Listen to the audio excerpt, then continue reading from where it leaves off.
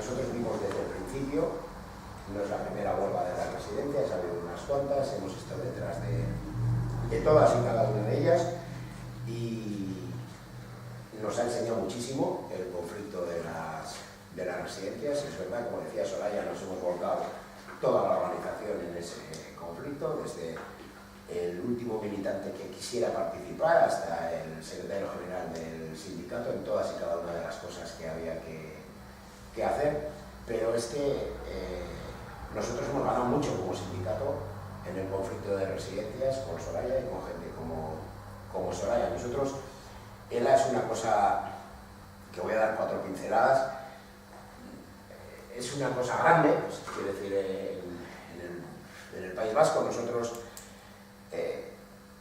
es una organización de 100.000 afiliados, de 8.500 delegados, con 41 locales en diferentes municipios. Representamos de las elecciones sindicales el 40,76%, en un sindicalismo A4, con comisiones con UGT, con LAB y con sindicatos pequeños. ELA es un sindicato, que lo voy a decir, que alguno estará pensando, ELA es un sindicato que nace del PNV, nace del PNV, uno no tiene miedo a hablar de quién fue su padre, aunque nosotros matamos al padre hace tiempo, ¿sí? Y nosotros no tenemos ninguna relación con el PNV que no sea una relación conflictiva, ¿sí? Que no sea una relación conflictiva. El otro día uno de los jefes del PNV me decía, joder, Joseba, es que todas las huelgas nos tocan a nosotros. Y digo, bueno, pero es que eso es directamente proporcional a la alegría de la noche electoral, ¿sí? Quiero decir, cuantos más ayuntamientos, más diputaciones y más gobierno tienes, más posibilidades tienes de que tengas lío, porque más estás explotando, más estás precarizando, más estás subcontratando, más estás privatizando la gestión pública, y donde la gente se organiza, ¿a quién le vamos a protestar? Quiero decir, eso es una cosa de bastante sentido común, ¿no? Nosotros en ELA, y quiero que esto se entienda bien, nosotros nos definimos como un sindicato de clase abertzale y feminista, ¿sí? Y esta última, la cosa de feminista es lo último que hemos incorporado a nuestro ADN y que estamos incorporando poco a poco, porque aquí cada uno tenemos nuestros micromachismos y nuestros líos, que pensamos que somos la hostia, pero te das cuenta que no. Y gente como Soraya, en conflictos como el de la residencia de Guipúzcoa, te enseñan a que o eres o no existes, o la lucha o es feminista o no es, ¿sí? Entonces ahí estamos haciendo un trabajo importante, estamos convencidos de ello, y nosotros tenemos unas cuantas características que a mí me gustaría dejar claras. Primero, nosotros aceptamos y decidimos hace tiempo que nuestro lado estaba al lado de los que peor están. Esa es una opción. Digo, nosotros cuando decidimos eso, también éramos el 35%, también teníamos 100.000 afiliados, no nos iba mal como sindicato, pero entendíamos que el modelo que habíamos defendido durante muchos años hacía aguas. Nosotros hoy no participamos en ninguna mesa de diálogo social, no participamos en ningún ámbito sociolaboral del Gobierno vasco, ni en el Consejo de Relaciones Laborales, ni en el Consejo Económico y Social, ni en el Instituto Vasco de Salud Laboral. Y digo hoy no participamos porque todos esos los creamos nosotros. Digo, el Consejo de Relaciones Laborales del País Vasco le dio unos cuantos años al Consejo de Relaciones Laborales de Cataluña, ¿sí? Pero nosotros hemos entendido que eso, ahí no se juega nuestra partida. Ahí no se juega nuestra partida porque en ninguna institución, ni en ningún despacho de ninguna institución se va a tomar ninguna decisión que beneficie al conjunto de la clase trabajadora, y menos a aquellos que peor están. Esta semana, que ha sido el jueves, creo que era el miércoles, ya no me acuerdo cuándo era, el Día Internacional contra la Brecha Salarial, resulta que al Parlamento Vasco se le ocurre que hay que montar una reunión entre sindicatos y patronal y gobierno para hacer frente a la brecha salarial. Las instituciones vascas y el PNV han tenido una opción maravillosa de hacer frente a la brecha salarial, bastante antes de 2 años de conflicto y 1 año de huelga, para llegar a poner condiciones de otra manera a las trabajadoras, a las miles de trabajadoras que están en las residencias de Vizcaya. El Gobierno vasco y el Parlamento vasco tuvo una opción de aceptar una ILP que presentamos nosotros con más de 110.000 firmas en el Parlamento vasco, que básicamente pedía dos cosas: la subrogación, que no viene a ser más que aquello de Santa Rita, Rita, déjame como estoy, ¿sí? Y que se apliquen los convenios que se negocian allí donde se trabaja, es decir, en este caso los convenios de Euskal Herria, y que se rompan los contratos y se eche de la administración pública aquellas contratas que no cumplan con esos requisitos. Bueno, el Gobierno vasco ni el Parlamento vasco aceptó aquella. Tenía una buena opción también desde ahí en poner en dificultades para la implantación y para el desarrollo de la brecha salarial. Comisiones y UGT no pintan nada conmigo en la brecha salarial, porque son los que estatalizan la negociación colectiva, son los que firman convenios de miseria y son los que son el motor principal de ese diálogo social, que no solo no es la solución, sino que es parte del problema. Por lo tanto, y la patronal. Digo, ¿pero qué voy a hablar yo con la patronal? De la brecha salarial. La patronal es la que saca el beneficio de la brecha salarial. La patronal es la que impulsa, la que exige leyes, la que mueve los hilos, la que mueve los lobbies que hacen falta para que haya reformas laborales como las que hubo y como las que habrá. Por lo tanto, nos parece que es como bastante casualidad que se monte una reunión de sindicatos, patronal y gobierno la víspera del Día Internacional contra la brecha salarial. Y nosotros no estamos para regalar fotos, ¿sí?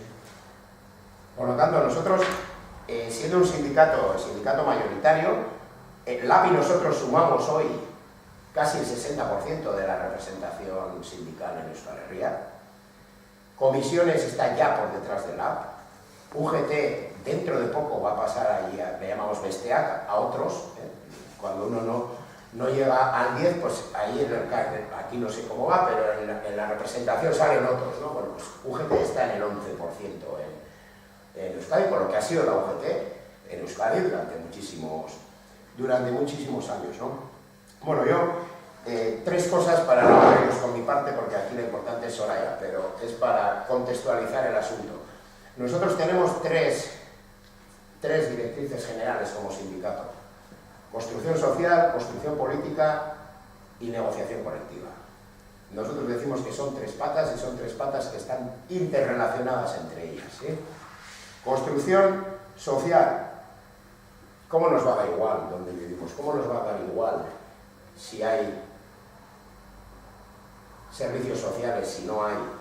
Si se puede interrelacionar la gente, si hay guarderías, si no hay, si son públicas, si no son públicas, cuánto hay que pagar. Quiero decir, allí en el País Vasco tenemos una cosa un poco diferente, ¿no?, al resto. Digo, allí dicen, hostia, tienen el concierto económico y el cupo o cuponazo, que dicen las rimadas, ¿no?, y compañía, el cupo o cuponazo. Bueno, no sé, nosotros vemos poco de eso. Es verdad que hay RGI y hay en otros sitios donde no hay RGI, eso es verdad, pero es que no nos la regala nadie. La RGI fue una conquista en el País Vasco. Se hizo una huelga general reivindicando la renta general, la renta de garantía de ingresos. Es que eso no lo regala nadie, ¿sí? Pero eso nos tiene que preocupar y ocupar a un sindicato, sí o no. Claro, nosotros cuando hablamos de eso nos dicen, no, presentaros a las elecciones, y dices, a más. Me presento todos los días a las elecciones, ¿sí? A las elecciones sindicales todos los días. Tenemos la construcción política, que me da un poco de vergüenza hablar de eso aquí en Cataluña y en Barcelona, ¿no? Y con la que está cayendo, la que ha caído y la que caerá, ¿sí? Pero, ¿cómo no nos va a dar? Nosotros como sindicato, ya solo mirándolo como sindicato, un sindicato, para ser verdaderamente, antes hablábamos con Isabel, ¿no?, un sindicato tiene que ser útil, eficaz, eficiente. La gente tiene que ver la necesidad del sindicato. Yo tengo los instrumentos necesarios para darme una vida y pelear por unas condiciones de vida dignas con la gente de mi entorno y de mi país. Tengo los instrumentos suficientes, tengo posibilidades de gestionar la seguridad social. Pues ya lo dijo un ministro, no en esta vida ni en la otra, ¿sí? ¿Es lo mismo o no es lo mismo que las pensiones dependan de un sitio o dependan del otro? En la formación continua. La fiscalidad, y la fiscalidad depende de los políticos vascos. Pero solo sirve para una cosa, para que Nadal, el tenista, pague impuestos en Guipúzcoa, ¿sí? Que no juega tenis en Guipúzcoa en la vida, ¿sí? ¿Qué pasa? Que se utiliza el concierto para crear pequeños paraísos fiscales, ¿sí? ¿Tenemos o no tenemos algo que decir en todo eso como sindicato? Y luego está la negociación colectiva. Nosotros ahora tenemos 3 ejes en la negociación colectiva. Es la precariedad. Nosotros solemos decir, allí en el Boyer guipuzcoano, hay, donde vivo yo, hay un pueblo pequeñito, que en el cementerio de la entrada, arriba, pone Gaur mi Biarsu. Eso en euskera, en castellano quiere decir hoy yo, mañana tú. La precariedad es eso. El que ve la precariedad como el problema del que está jodido y del que está enfrente, no tiene ni puta idea de lo que está pasando. Porque es como el cementerio de Gainza, que se llama, es Gaur mi Biarsu. Y la precariedad es eso, por lo tanto, para nosotros es un eje central. Y es un eje central, además, que ya estamos tardando, ¿sí? Que ya estamos tardando, porque nosotros tenemos la responsabilidad, el 40% de responsabilidad de lo que está bien y el 40% de responsabilidad de lo que no está bien. Y ya estamos tardando. La segunda línea que estamos trabajando desde la negociación colectiva es hacer desaparecer las discriminaciones de género, la brecha salarial, con medidas concretas y tratar de ser eficaces y eficientes en esa parte. Y la tercera, recuperar lo nuestro. Recuperar lo nuestro porque nos lo han quitado. Porque dicen que hemos salido de la crisis, pero la crisis se ha quedado. La crisis se ha quedado en los salarios, en las condiciones de vida, en los miles y miles de trabajadores y trabajadoras que han perdido el empleo y han recuperado el empleo, pero en unas condiciones absolutamente diferentes a las que tenían el anterior. Quiero decir, nosotros estamos intentando hacer estas cosas, estamos acertando en algunos sitios y se nos hace muy difícil en otros. Tenemos pocos aliados, nuestro único aliado posible es LAB. No tenemos más aliados, LAB y sindicatos pequeños que están dentro de la mayoría sindical, como son SK, o como es Steylas en la educación, o como pueden ser pequeños sindicatos que allí no tienen mucha implantación o tienen poca visibilidad, pero están en el día a día. Además de una cosa muy importante, nosotros estamos empeñados y obcecados en trabajar con el movimiento social, Soraya ha dicho, en el conflicto de residencias. Yo me atrevería a decir que el primer paso hacia el éxito ha sido el trabajo en común con el movimiento feminista, el trabajo en común con los pensionistas, el trabajo en común con la asociación de familiares. Yo creo que eso ha sido uno de los primeros pasos. Pensamos que es determinante. El sindicalismo no es gente que se preocupa exclusivamente de lo que pasa en los centros de trabajo. Se tiene y se debe de preocupar de qué pasa con la gente. Todos somos clase trabajadora, bueno, todos los que estamos aquí sí, y los que están en otros sitios no lo sé, pero la clase trabajadora es una y creo que tenemos que estar ahí. Nosotros estamos intentando hacer eso, tenemos muchas cosas para mejorar. Yo decía antes a Isa, evidentemente, 8.000 delegados, 8.500 delegados, 40% de representación, uno no está orgulloso de lo que hacemos en todos los sitios, todos los días. Pero uno está tranquilo en que estamos intentando marcar un camino y una estrategia que es la correcta, que cada vez estamos sumando más gente que quiere hacer cosas de verdad, sin conflicto y sin confrontación. No hay mejora de condiciones de vida. Sin conflicto y sin confrontación no hay mejora de condiciones de vida. Y estamos empeñados en eso. Todos los instrumentos que tenemos en la organización están para eso. Los servicios jurídicos, que tenemos muchos, el gabinete económico, el gabinete político-social, la caja de resistencia, todo es parte de la lucha sindical. Y nosotros estamos intentando hacer esas cosas y de vez en cuando pues ganamos y muchos días, casi todos los días, peleamos en un sitio o en otro, ¿no? Así es un poco,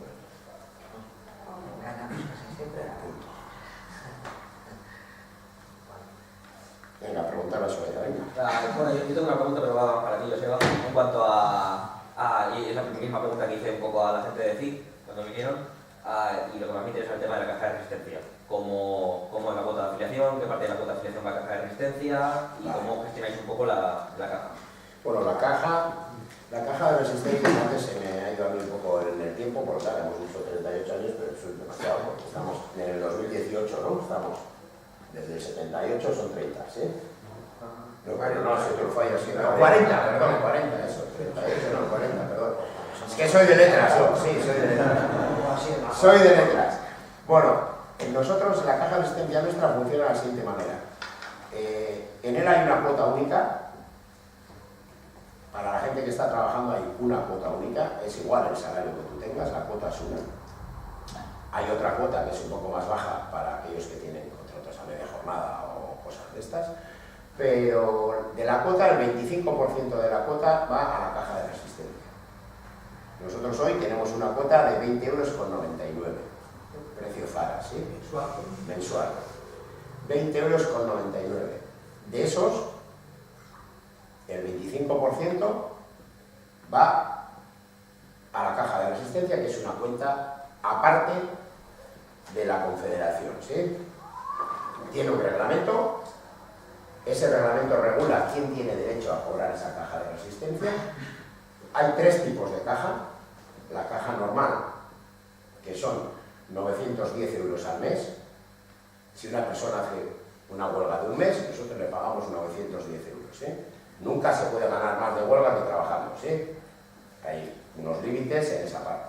Pero hay tres tipos de cajas. Una, que son 906 euros creo que es al mes.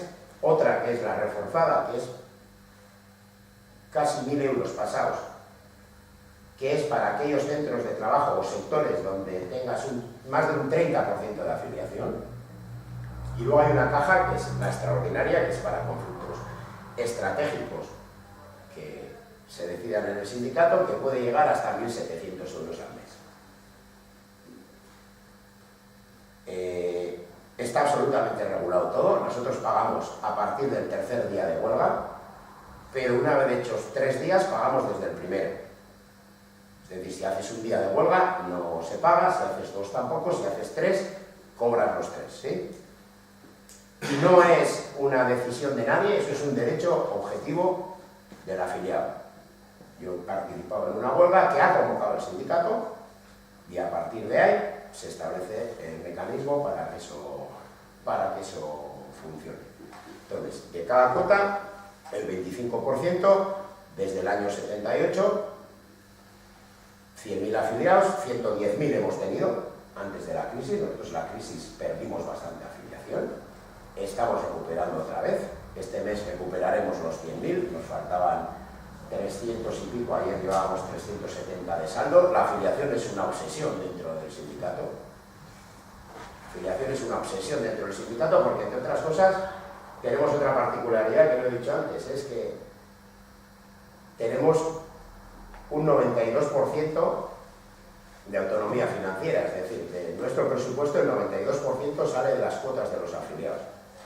El resto sale de lo que nos toca por tener representación sindical y por tener delegados, lo que está marcado en la ley. Renunciamos a más de 1,5 millones de euros de participación institucional, que no participamos. Y todo eso teniendo en cuenta que el 25% de la cuota va a otra cuenta, ¿sí? Si volcáramos la cuota entera, evidentemente estaríamos por encima del presupuesto, pero los rasgos generales son esos. Además, digo, aquí la gente de la POS tiene el reglamento nuestro, no es una cosa oculta. Nosotros al que nos pide y le interesa y pensamos que es gente que merece la pena que le interese eso, porque a cualquiera tampoco se le puede dejar, es algo que está absolutamente regulado, y nosotros pensamos que es el elemento de solidaridad más importante que existe, o por lo menos de los más importantes. El problema de la caja de resistencia es que no todo el mundo tiene, y eso ya jode, ¿sí? Digo, eso en sí mismo es un elemento de conflicto añadido en muchos conflictos. Claro, nosotros convocamos una huelga, la gente tiene caja, Hay otros sindicatos que están con nosotros en el conflicto y no tienen caja, ¿sí? Y eso evidentemente es un elemento que crea tensiones, y una cosa es hacer una huelga de 3 días, de 2, de 5, todas son duras, porque hoy todo el mundo anda pillado y hoy no hace falta tener que hacer una huelga para no llegar a final de mes, 5 días, con un día hay gente que no llega, ¿sí? Entonces ese es un poco el tema de la caja nuestra. Ahora recientemente hemos tenido un lío que ha salido en los medios y tal, de la Diputación. Nos ha requerido los datos de pago de caja porque ahora la Diputación de Vizcaya entiende que son rendimientos de trabajo.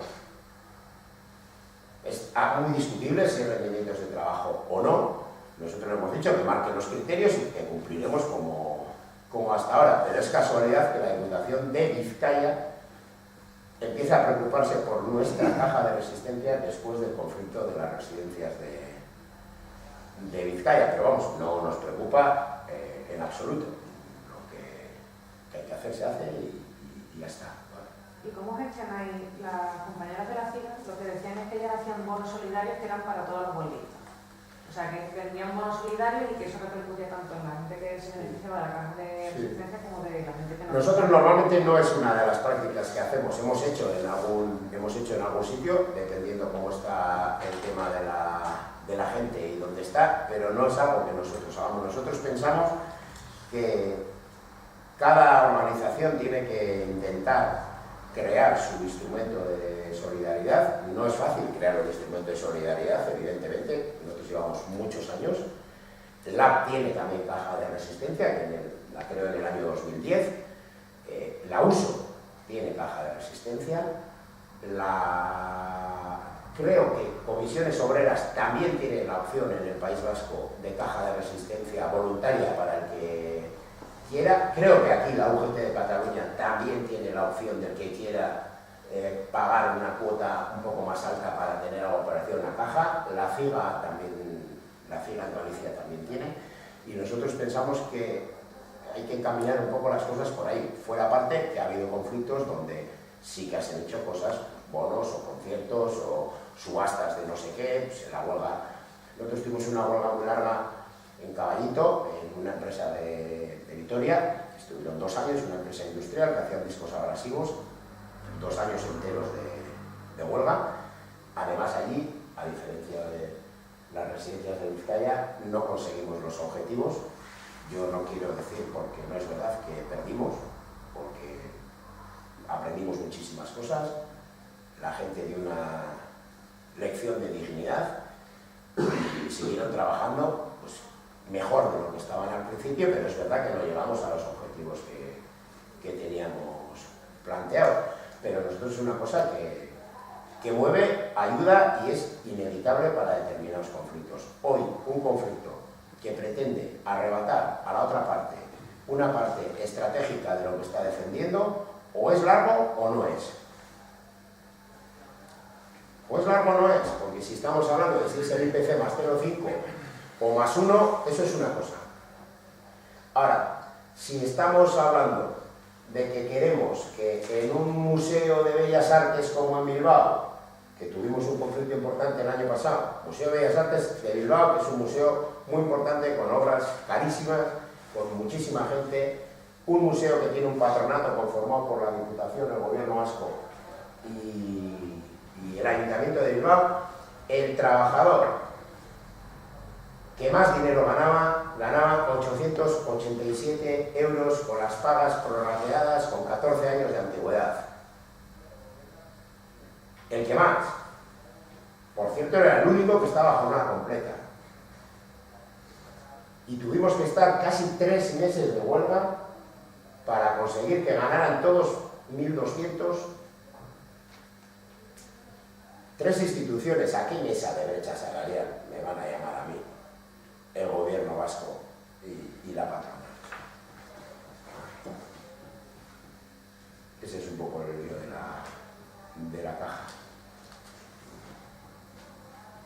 ¿Alguna pregunta? Sí, yo quería preguntarle a Soraya, después de 2 años de conflicto y casi más de un año de huelga, ¿Qué medidas de presión tenía la patronal contra vosotros? Porque imagino que hay un momento donde ya se dan cuenta que no vais a parar hasta que consigáis el resultado, pero sin querer daroslo. Una de ellas es la que te he dicho anteriormente, por ejemplo, el servicio mínimo, que cuando ya llevas 100 y pico días de huelga te meta una medida cautelar la Diputación pidiendo un aumento, era una forma de intentar cargársela, porque también es cierto que ellos sabían que podíamos aguantar, pero un servicio mínimo tan alto te pone muy poca gente en la calle. Entonces lo que hace es la masa, ahí también la importancia de la socialización, pero lo intentaron ahí todavía con esto y la gente vivía amenazas y vivía que le pondrían una falta cuando estás haciendo un servicio mínimo porque no has hecho bien tu trabajo. Cada trabajadora que entraba a cumplir un servicio mínimo salía con, vamos, también está mirando el milímetro del servicio mínimo para pillarla. Vivíamos presión en esos momentos de trabajo y vivíamos mucha presión con el servicio mínimo porque nos quitaba muchísima gente en la calle y ellos lo sabían. Han intentado hasta el último momento. Sabían que podíamos aguantar y estábamos convencidas, pero ellos también sabían que nos podían hacer mucho daño por muchos lados y que igual en algún momento nos debilitaban. No ha sido, pero tampoco ha sido fácil, son cabrones. La Diputación, cuando empezó la huelga, lo primero que hizo prácticamente, cuando vio que la huelga, porque la huelga fue, primero era para unas semanas, luego era gradual, no fue indefinida desde el principio, de hecho se ha ido prorrogando las huelgas, no hemos ido nunca ha sido una huelga convocada como indefinida, siempre, lo que pasa es que ya se convirtió en meses enteros. Cada mes pues se hacía otro mes, ¿sí? Y al principio lo primero que hizo la Diputación es crear una inspección para que se iba a visitar las residencias para ver los incumplimientos de los servicios mínimos que hacían los trabajadores y trabajadoras y el trato que se daba, y eso también ha sido nuevo. Sí, eso no ha existido nunca en una huelga, que pongan unos inspectores de Diputación, ya no los inspectores de inspección laboral, no unos inspectores para ver qué hacíamos o qué teníamos que hacer. O sea que sí, ha habido muchísima presión. Me gustaría, bueno, que me contestaras tú, pero bueno, también saber tu opinión, ¿no? Como catalán, ¿qué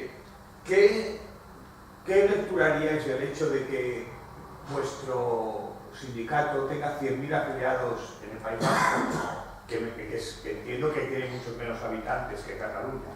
No sé los que tenéis, pero... Población activa, 1 millón.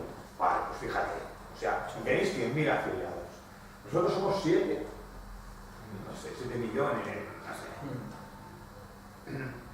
Los sindicatos minoritarios, juntándolos todos, o sea, quitando UGT, comisiones, que si quieres la uso, los minoritarios, yo creo que con bastante trabajo juntaríamos 10.000, me puedo equivocar, me puedo equivocar, no sé así. Pero si juntáramos todos, nos sumáramos todos, haríamos, creo, un total de 10.000 afiliados. Me gustaría saber tu opinión, y evidentemente la tuya. ¿Por qué? Como decía el otro, es buena pregunta, sí.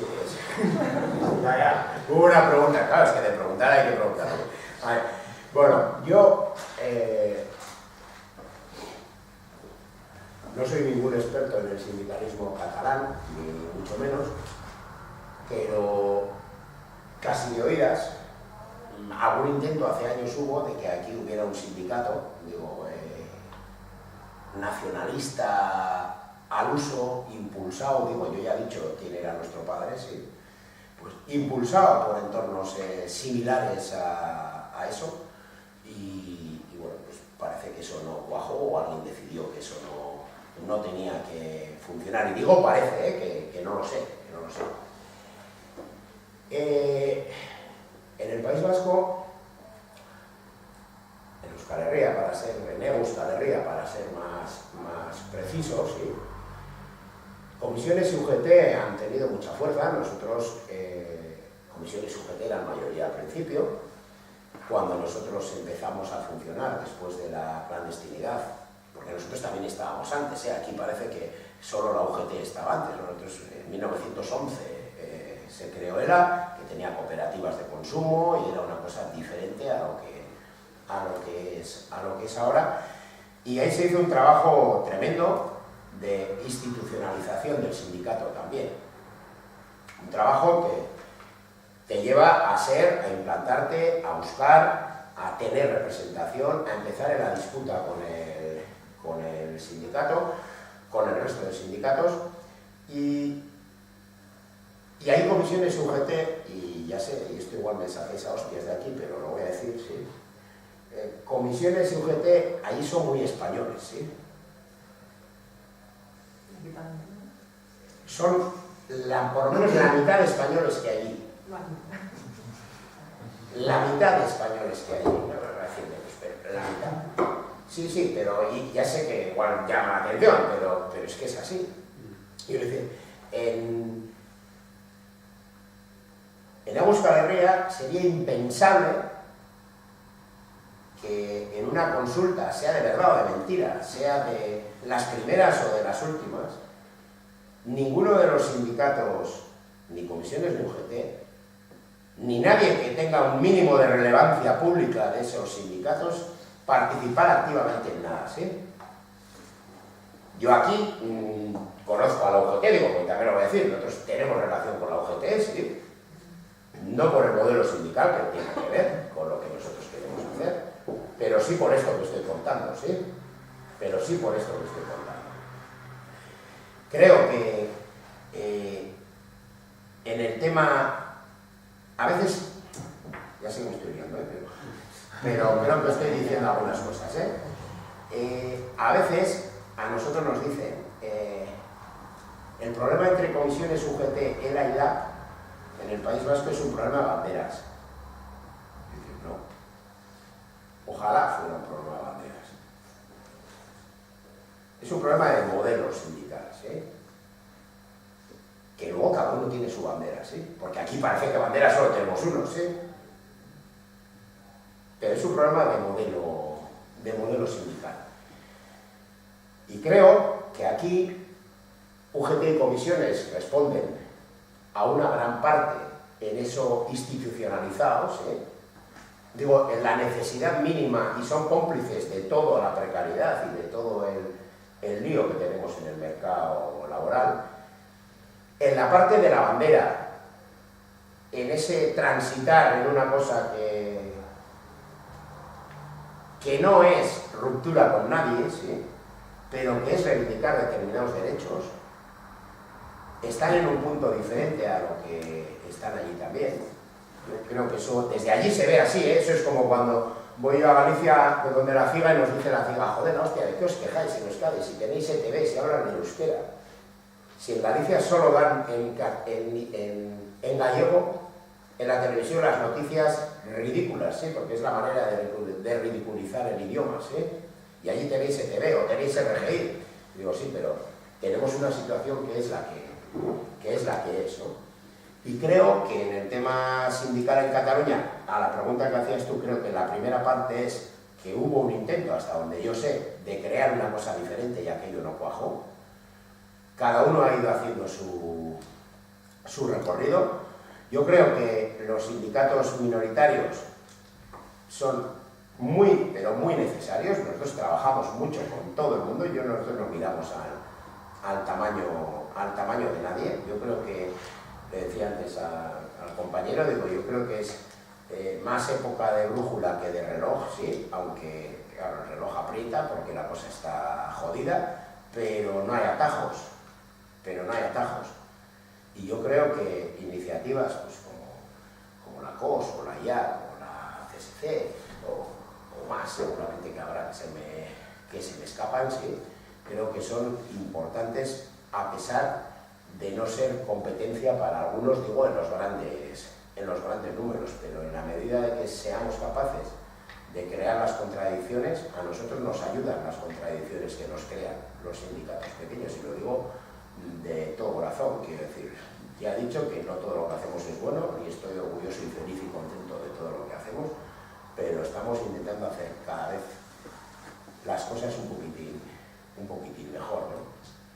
No te he contestado, pero es que tampoco sé No por donde, bueno. Porque algunas cosas ya he dicho, ¿no?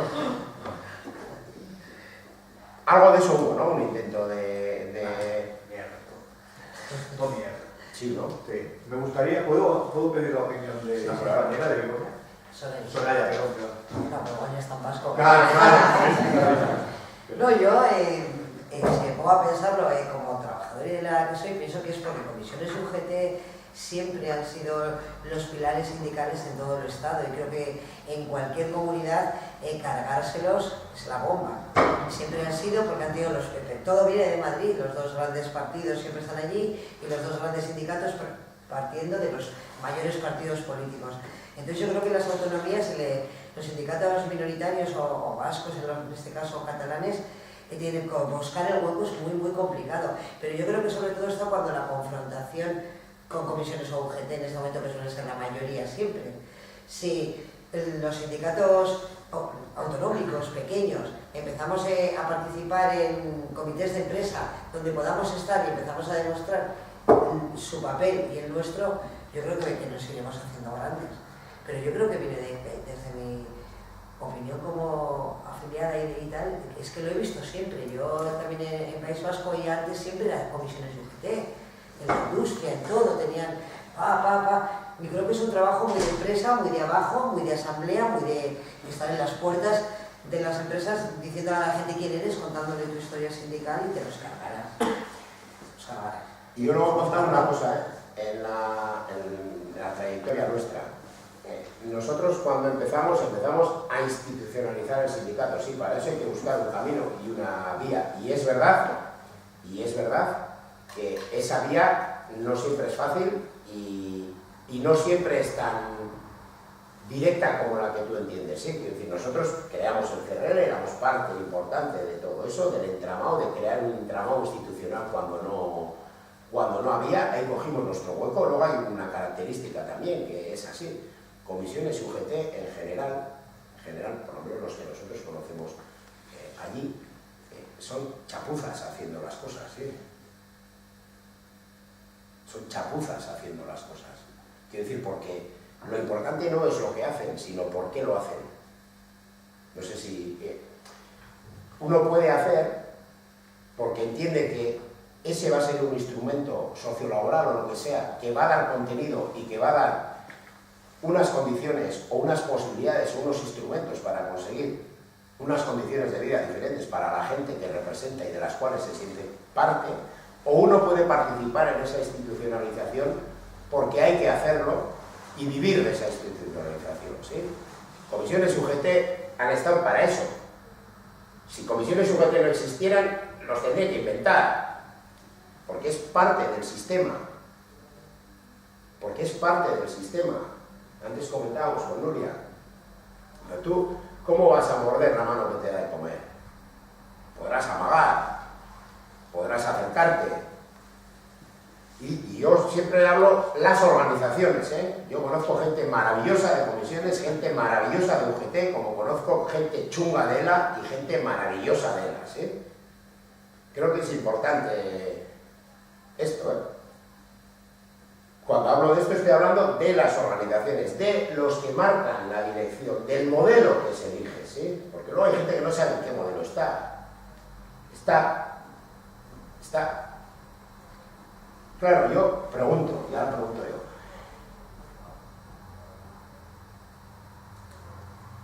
Un tipo que viene de España a Cataluña a vivir hace unos cuantos años, como poquitos que han venido, ¿no? Como poquitos. Hay dos sindicatos que son comisiones UGT, son los que ha visto en todos los sitios, ¿sí? Son los que ha visto en todos los sitios. ¿Dónde encuentra su hueco en esa parte? Bueno, pues lo natural para ellos será eso, ¿sí? Digo será porque no lo sé, pero digo que será.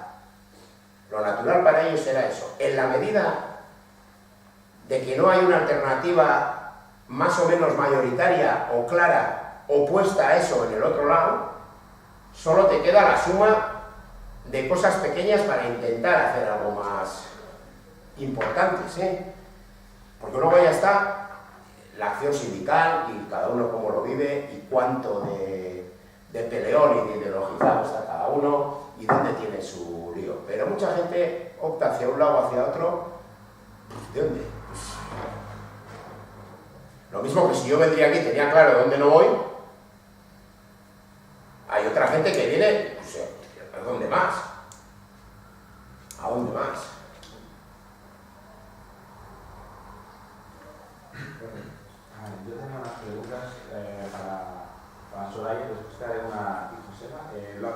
Soraya, es desde que han mejorado las condiciones en el campo, en las residencias y tal, ¿ha habido entrada de hombres en esos trabajos? No, en el momento el número que ocupan los hombres es mínimo y todavía no ha habido un efecto. Date cuenta que te decía que pedíamos llevarlos a casa 1.200, yo creo que para un cabeza de familia igual se está haciendo poco. Pero no ha habido. Lo que sí ha habido es un efecto rebote de todas las residencias pequeñas y viviendas comunitarias acercándose a la afiliación y empezándose a preocupar porque han oído que todo mejoró y ellos no lo ven en las nóminas. Y donde no estemos presentes, que se ejecute o no lo negociado será otro tema. Pero su vida en el mundo todavía de hombres es muy poca presencia todavía. Y con todo el conflicto ha variado la política de la Diputación o habéis notado que programas de partidos políticos hayan incluido, hayan añadido reivindicaciones vuestras o cosas por el estilo? Es decir, aparte del conflicto directo y del campo de convenio a nivel social. No, iba a decir institucional o político, decir, ¿ves? ¿Se proyecta ahí también o es como casi mundos aparte y que enfrentas al patrón y el patrón lo escucha pero no intenta que... Han querido, porque de hecho en el conflicto de la Diputación no habían sacado los pliegos de concertación, estuvieron congelados por el conflicto y ya cuando firmamos el 27 de octubre y los pliegos de concertación salen como a las 2 semanas, es cuando les dicen la tarifa que les iban a dar. Entonces, eso era una presión al final que tenían ellos para recibir la partida. Y también ahí dicen que van a hacer dentro de los pliegos unos ratios distintos. No hemos hablado de los ratios. Los ratios de personal es cuántos ancianos cuidamos o como lo podamos decir, son de 1998, los que estábamos teniendo en Vizcaya. O sea, yo decía, van al ritmo de la liberación de la mujer, 1998. Y dicen que van a meter en el pliego una subida de ratios. Nos damos cuenta, la gente lo publica en los medios, parece que es la hostia, que el conflicto ha conseguido eso y no es real. Han hecho un paripé en los pliegos que no supone ninguna contratación. Ellos siguen vendiendo humo, han creado nuevas áreas para la tercera edad, siguen vendiendo humo. Políticamente no se cuestionan nada, porque realmente los dirigentes de las empresas y de las residencias es que mañana están en la política. La mano derecha de la diputada, con quien hemos negociado un montón, es el director de una residencia que está en excedencia, ocupando el cargo político de siendo el director de la ley de dependencia. Si nos movemos en este círculo, ¿qué coño nos vamos a cuestionar? Pues ahora tienen convenio 3 años, pues 3 años que nos dejarán en paz, ¿no? Ahora empezado eso. Pero en ese sentido, Diputación de Vizcaya, me imagino que todos PNV, porque Sí, también todo. yo qué sé, aunque sea el PP o aunque sea el PSOE para tocar los huevos al PNV, que se hayan dicho, pues os damos la razón y el PNV... Sí, bueno, en el momento de la huelga sí que hubo partidos que a juntas llevaron nuestro conflicto y pidieron explicaciones en aquel momento a la parte que estaba, pero tampoco hubo un cambio. No supuso nada, conseguimos ir a juntas generales y bueno, partidos de izquierdas, Bildu, Podemos, algunos más se situaron al lado de las huelguistas y confrontaron ese modelo de política social, pero luego tampoco se salió adelante. Mucho ir a juntas, cuestionas a quien tienes en ese momento en el gobierno, que es el PNV, la política social, pero no ha tenido ningún resultado. Claro, el PNV tiene un poder alucinante y tiene las mayorías, y es que lo saca todo a mayorías. Sí recibimos el apoyo de los partidos de izquierdas que estuvieron con nosotras. Ha habido mucha gente de Bildu que nos ha acompañado, que ha hecho declaraciones, mucha gente de Podemos, sí. O sea, han estado con nosotras y lo han intentado. Nos decían, siempre han llevado la camiseta, juntas, lo han hecho. Pero un cambio real en las instituciones o un cambio en el modelo de política social ahora mismo, de gestión de las residencias, no hay ninguna. ¿Y se vuelve a un cambio? No, porque acaba de salir la digo para concertación. 2019 que hay elecciones, cosas de estas. Yo creo que se les olvidará. Da igual, lo tiene encantado. Ahora igual los pensionistas. Yo solo un matiz, en la línea de los que creo que es importante. En la residencia de huelga, la huelga de residencias de Guipúzcoa, que hubo en el año 2012, entonces gobernaba la Diputación de Guipúzcoa Bildu. Y hay que decir, hay que reconocer que Bildu marcó un antes y un después en el tema de las residencias en Guipúzcoa y se mojó por las condiciones laborales de la gente que trabaja en las residencias y nos dio, además del apoyo que nos tenía que dar desde la política institucional, puso los presupuestos que había que poner para que aquello que nosotros reivindicáramos fuera suyo.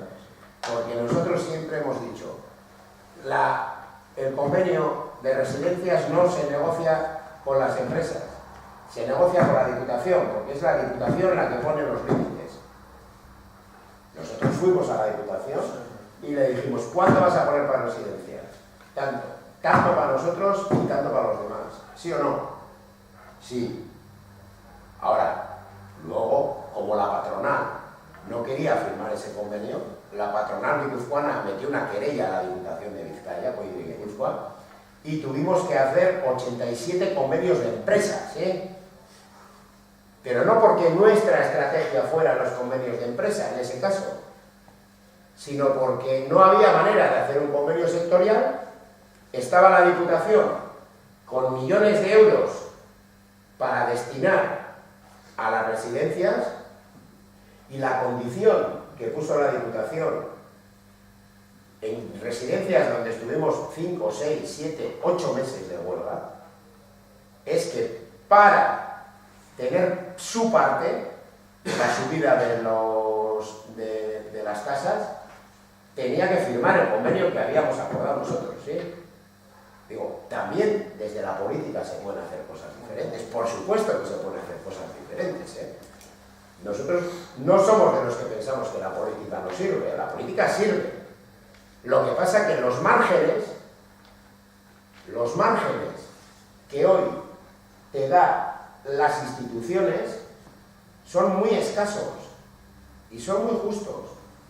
O vas a trascender eso, y claro, se te querella la patronal, te ponen el disparadero, claro, si no, te ponen el disparadero otros, pero eso parece que no hace efecto. Digo, se pueden hacer cosas, y en ese caso EH Bildu lo hizo en la Diputación de Guipúzcoa. Un poco al hilo de...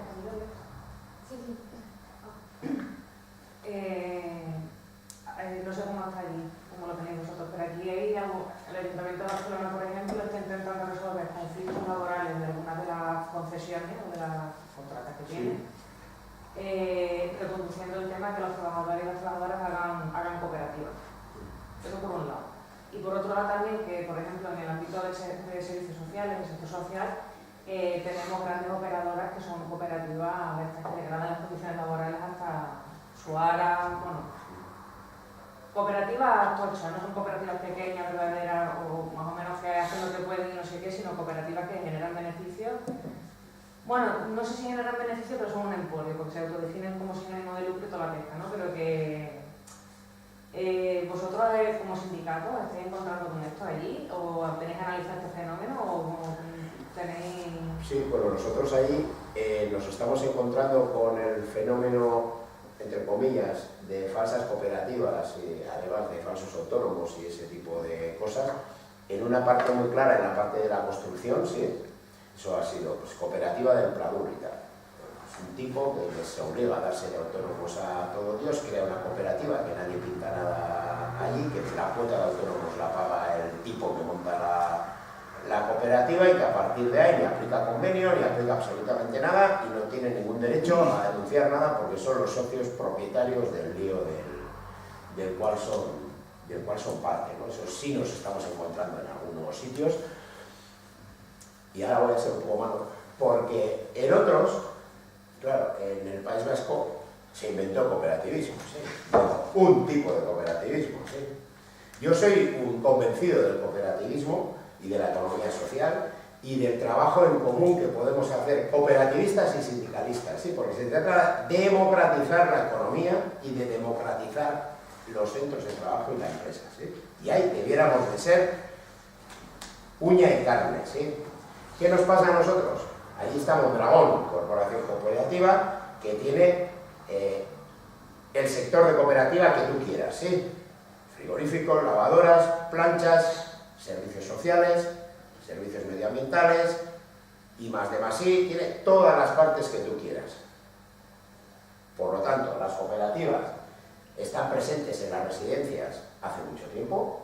En Guipúzcoa hay una cooperativa muy importante que se llama GSR, que como hacen las cooperativas que no son tan cooperativas, de esas, no sé cómo les has llamado tú, ¿cómo has dicho? Antorcha, ¿cómo has dicho? Cosas. No, bueno, no lo he puesto. De esas que el polio, bueno, sí. Bueno, pues de esas cosas. Es una proporción de salarial brutal. Claro, pues allí, que son estrictamente, son cooperativas de verdad, digo, son socios, es verdad que son socios y tienen sus órganos de participación y participan y tal, pero claro, participan los socios, no participan los eventuales, los que no son socios, y a la hora de condicionar los precios, sí que ha jugado un papel, por ejemplo, en el convenio de residencias de Guipúzcoa. Pero fenómenos nuevos de cooperativas que se crean... Yo creo que más Guipúzcoa. Sí, Guipúzcoa. En Vizcaya yo creo que no funciona así, allí funciona más el círculo político del empresario, no necesita ni cooperativas. Es verdad que el Grupo Mondragón llega hasta Vizcaya, porque tenemos en el servicio social residencias algunos centros de autonomía para gente con problemas de discapacitados que pertenecen a la cooperativa Mondragón y ahí les ponen otros nombres, y bueno, igual algún gran grupo sí que hay en Vizcaya, como es el Grupo Urbachi, pero lo hacen más teniendo varias empresas con diferentes nombres que jugar a la cooperativa, porque en Guipúzcoa es más, pero nuevo no tampoco, lo que había. Una pregunta, habéis hablado muy poco, bueno, también porque es que participaron un poco, tanto Vitoria como Álava, Navarra y tal. Me gustaría que si podéis extenderos un poquito durante la huelga y después de la presencia, ¿cómo están? Las relaciones vuestras con ellos. No, en las trabajadoras de residencia, nuestras compañeras de Álava no tienen convenio de Álava, están en el estatal, quitando, he comentado a Navarra, que tiene un convenio de empresa y fueron las que estuvieron 3 años de huelga, y sí hemos estado en contacto con ellas, ya han estado apoyándonos todo el conflicto, y a ellas sí que les ha hecho un efecto espejo, que yo tengo muy claro que no vamos a tardar en empezar a ver la lucha del primer convenio de residencias de Gasteiz. Hasta ahora igual ha habido menos implicación, pero sí tenemos una representación importante también allí en residencias, igual ha habido menos conciencia en cuanto a las compañeras del Estado, y sí que van a hacer. En Navarra tengo menos control del tema de las Bueno, en Navarra hemos tenido dinámica, somos el sindicato mayoritario en Navarra también en las residencias de ancianos, no con tanta mayoría como tenemos en Vizcaya o en Guipúzcoa, que ahí los dos tenemos mayoría absoluta en la mesa de negociación.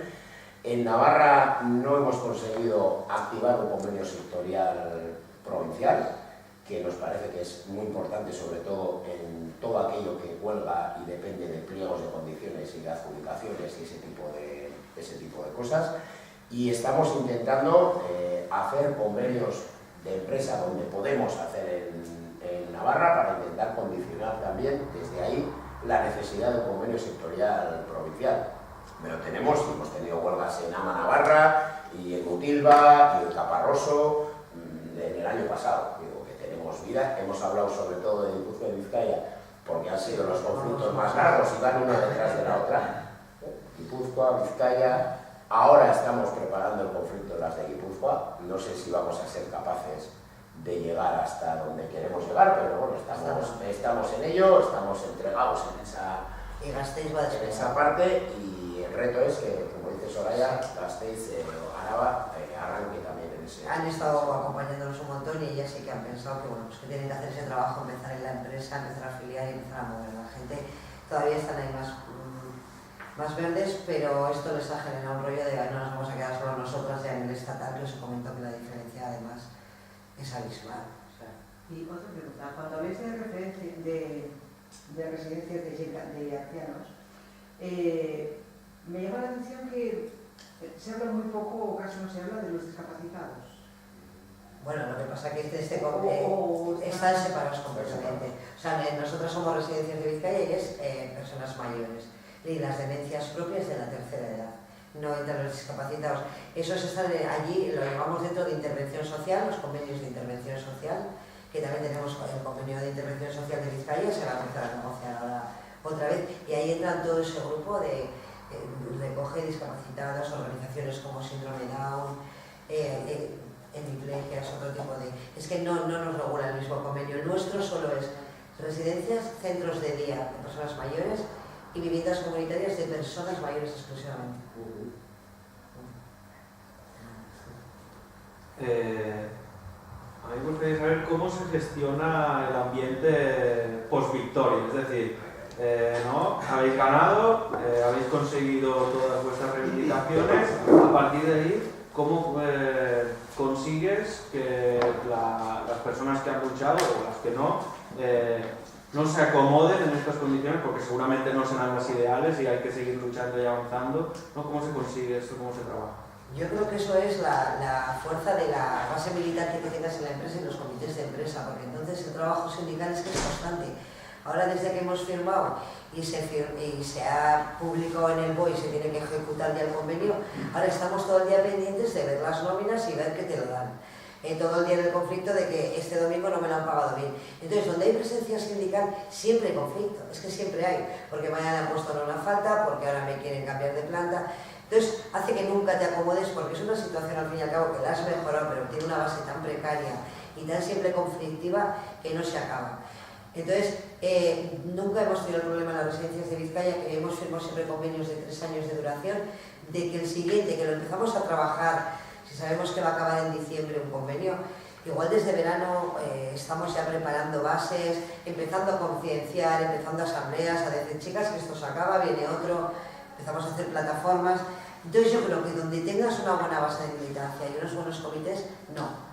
Lo que es un tiempo también en el que nos damos ahora es para toda esa gente que no tiene nada, que no tiene representación, que están ahí solas. También ahora muchas de las delegadas que estamos un poco en primera línea, llevamos más tiempo, nos dedicamos a empezar a visitar a todas esas e intentar... Pero yo creo que cuando una base es tan fuerte como esta no te acomodas, tampoco la situación te deja. Ahora veremos si nos lo ejecutan todo, entonces... Pero bueno. Los incumplimientos del convenio son constantes. Sí. No hay quien pare aquí. Has ganado, cada que feliz, te cojo 2 pedos y ya. O sea, a empezar a mirar nóminas como loca porque me sigue viniendo la gente, pues oye, a mí no me han dado la subida. Y eso te tiene que dar pie a que abras esa nueva empresa diciéndole, no te la han aplicado a ti porque no tenéis fuerza o porque no os enfrentáis, porque en todas las residencias grandes en las que había una gran militancia y comités, en el momento que se firma el preacuerdo el 27 de octubre ya se nos dan todas las condiciones. En todas las que no había ni base militante ni representación, las decían que hasta que se publicase en el BOE no tenían obligado cumplimiento. Y efectivamente ha sido hace 2 semanas. Entonces ahí se nota también, ¿no?, el respeto de donde saben que la vas a montar a donde no. Pero bueno, todavía disfrutando la victoria. Vale, perdona porque tengo que reentender lo que estábamos hablando. Decías la diferencia de que había habido de Vizcaya a Guipúzcoa, el apoyo que desde la política y bloqueando la partida hasta que las empresas aceptaran y todo eso. En 2015 Bildu baja y la Diputación sube, creo que también PNV o PSOE, no sé cómo va. ¿Y se ha notado el cambio? Sí. Preparando sí, claro. Sí. El PNV... Y no hay nadie, ¿no? El PNV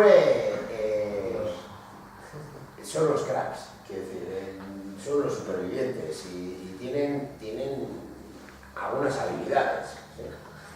Que todo lo bien que les va a ellos nos va de mal a nosotros, digo, a la gente normal y a la gente trabajadora, ¿no? Pero el PNV en Guipúzcoa consigue echar a EH Bildu de la Diputación. Y digo, consigue echar a EH Bildu de la Diputación en un plan sostenido en el tiempo, en 4 años. El PNV hace un plan y el PNV dice, esto me los calzo, digo, sí, porque estos son unos advenedizos, acaban de llegar, ¿sí? Y el PNV en ese plan coge 3 elementos, bueno, coge 2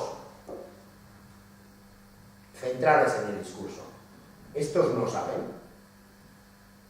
Pero claro, el PNV podía haber gobernado Guipúzcoa con el Partido Socialista y con el PP, como lo ha hecho otras veces. Pero había sacado tan buenos resultados en EH Bildu que era como muy obsceno echar a EH Bildu del gobierno de la Diputación. Pero le deja solo. El PSE no puede pactar con EH Bildu y el PP, por supuesto que no. Entonces no había Podemos, ¿sí? En esa época. ¿qué es lo que pasa? El PNV agarra y dice, no, yo soy demócrata, acepto lo que ha dicho la sociedad guipuzcoana, que me ha dado una hostia como un pan y que gobierne H. Bildu, ¿sí? A partir de ahí, de 4 años de legislatura, el PNV le apoya los presupuestos a H. Bildu 3. De 4, 3, los 3 primeros. Con el argumento de yo apoyo los presupuestos porque he metido una partida de 15 millones de euros para cosa de incentivos industriales y a las empresas y tal, porque estos son una banda y no se enteran, ¿sí? Entonces el PNV sigue trabajando su caladero y su núcleo, ¿sí? El último año no. El último año le deja a EH Bildu sin presupuestos, porque ya había que votar, ¿sí? Entonces había que dejar en evidencia que no había presupuestos y si ellos no les salvaban. Ahí hubo una polémica muy gorda en esa época con el rollo de recogida de basuras, con el puerta a puerta famoso, ¿sí? Porque en mi pueblo estaban todos los balcones llenos de bolsas de basura, ¿sí? Pero todos no, los de algunos no estaban llenos, pero de otros sí. En mi pueblo, un pueblo pequeño, 8.000 y pico habitantes, Legazpi, en Guipúzcoa, la plataforma contra el puerta a puerta recogió 3.500 firmas, ¿sí? De una población de 8.000, ¿sí? Donde gobernaba EH Bildu, ¿sí? Te digo, para que nos hagamos una idea, el trabajo que hizo el PNV en eso, porque el PNV acertó en otro punto, en esa parte digo acertó para ellos, crear las plataformas locales de protesta por el tema de la recogida de las basuras y quitarse, ¿sí? Y plataformas impulsadas por el PNV parecían plataformas ciudadanas, ¿sí?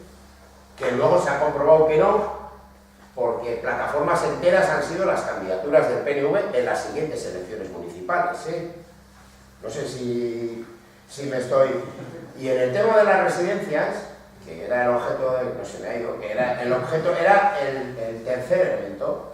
El PNV en ese viaje lo que vendió es que eso no puede ser, ¿sí? Que EH Bildu había sido rehén de ELA en esa historia, que es un modelo que no se puede sostener, que es inviable, que no se puede mantener económicamente, que no tiene futuro. Y hoy estamos en aras a preparar un conflicto porque el PNV está donde ha estado siempre. El PNV quiere hacer como que aquí no ha pasado nada desde la última vez que gobernó en el último convenio de residencias, pero sí ha pasado. Ha pasado y mucho. Entre otras cosas hemos demostrado que es mentira eso de que dicen en todas las subcontratas. Cuando una subcontrata se pone en huelga en cualquier sitio, aquí en Teruel y en Bilbao, lo que la administración dice es un problema entre la empresa y los trabajadores, ¿sí? Eso lo dicen en todos los sitios. A mí no me digas. Eso se pone en el perfil, es un problema entre los trabajadores y las empresas. A mí me parece bien, tienen razón los dos. ¿Qué pasa? Que el conflicto de residencias de Guipúzcoa rompe ese mito porque negociamos directamente con la Diputación y la Diputación pone la tela, ¿sí? Por lo tanto, ese río ya lo hemos pasado. Sabemos que vamos a tener que pasarlo ahora porque ya están otra vez en el mismo discurso, el PNV, como si eso no hubiera pasado. En Vizcaya, el anterior convenio anuncia el acuerdo en el convenio el diputado general de Vizcaya anterior en la inauguración de una residencia, diciendo, hemos acordado con los sindicatos el convenio de residencias de Vizcaya. Pero no hemos quedado que era un problema entre los trabajadores y las subcontratas. Pero 3 años después el discurso era el mismo. O sea, tú has pasado ese río muchas veces, pero te quieren hacer entender que no lo has pasado, ¿sí? Entonces, es un tema que el PNV está ahí, y va a estar siempre, va a estar siempre.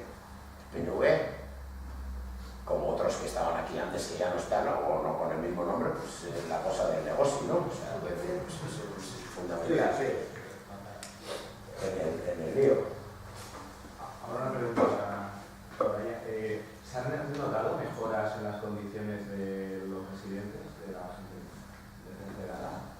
Hombre, se va notando poco a poco, pero te quiero decir que, por ejemplo, la mayor que ellos vivirían es la del ratio de atención. Acabamos de hacer las carteleras con las bajadas de jornadas y tenemos que ver si eso va a suponer que aumente más contratación. Muchas han esperado como la bajada va a ser progresiva a 20 horas por año, nos va a generar este año como unos 3 días, y entonces igual no lo ves tanto. Sí que lo que notas es que en la medida que tus condiciones laborales son mejores, tu actitud hacia ellos es mejor. Pero el tema del ratio sigue estando pendiente.